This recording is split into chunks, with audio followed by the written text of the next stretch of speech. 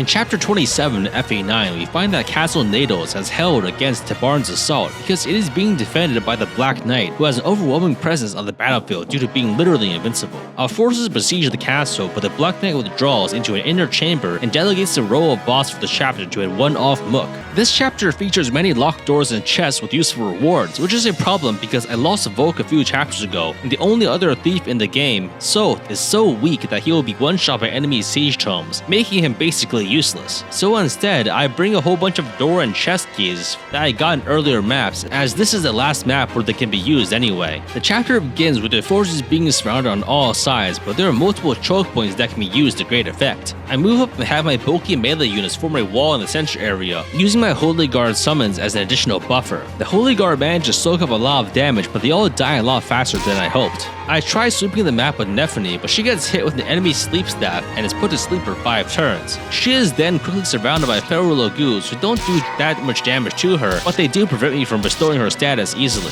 Nephany takes significant damage from mages and siege trolls, and I'm just barely able to keep her alive by having missed repeatedly used physic on her from a long range. On the other side of the map, I defend against several more enemies, but Titania is also put to sleep, dropping her avoid down to 0 and making her much more vulnerable. But since I didn't deploy Alencia and all my sages are knife users, I am unable to heal her and Nephany on the same turn. Even though I'm able to clear out most of the enemies, an enemy siege tome user attacks and kills her, which is not an ideal outcome. Nephany is still sleeping on the right side of the map, being attacked by feral cat Lagoos, but now I'm able to send the rest of my forces to relieve her. I said in Gatry, and predictably he is also put to sleep, but this is fine as the enemy siege tomes and sleep staffs have now run out of uses. Once Nephany wakes up, I have her go to town and clear the rooms. Most of the enemies on this map have passive AI, meaning that they will not move unless you get into their range, and if you do, you can lure them individually without worrying about attracting larger groups, so I use hit and run tactics to take care of the rest of the map. I make sure to save chest keys to get a physic and fortify staff for extra healing, as well as the resolve scroll, which is critically important for the last few chapters. With this, I finish routing the map, kill the boss, and then arrive to complete the chapter. And with this, Ike enters the inner sanctum of the castle alone to confront the Black Knight and avenge his father.